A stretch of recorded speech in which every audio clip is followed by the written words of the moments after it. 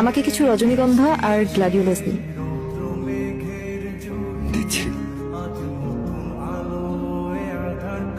আমাদের বাসার কাছে ওর একটা নার্সারি আছে, পাশাপাশি ইভেন্টও করে।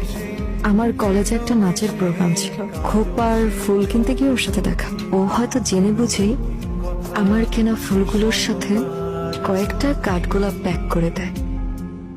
ওয়াও, কাঠগোলাপ! হ্যাঁ, কেন দিল সে বিষয়ে ঝগড়া করার জন্য পরের দিন আবার ওর দোকানে যায়। আমাকে আপনি কাঠগোলাপ দিলেন কেন? এমনি। এটা কি মেয়েদের সাথে ফ্লার্ট করার সস্তা কোনো কৌশল? না, এমনি দিয়েছি। আপনার যে ব্যাপারটা ভালো লাগেনি তার জন্য দুঃখিত। অবশ্যই ব্যাপারটা আমার ভালো লাগেনি, তবে কাঠগোলাপ আমার পছন্দের। আমি কিছু কাঠগোলাপ কিনতে চাই।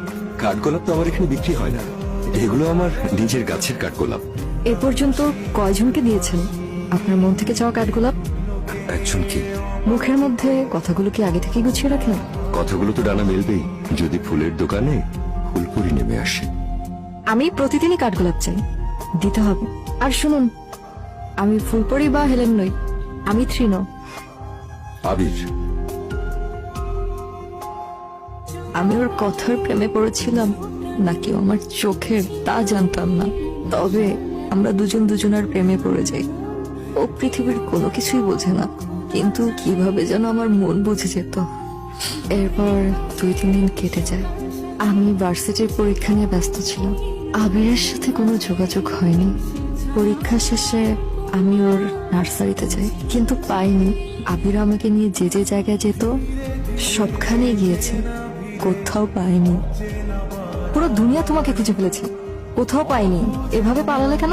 পালাতে তো হবেই, আজকে না হয় কাল।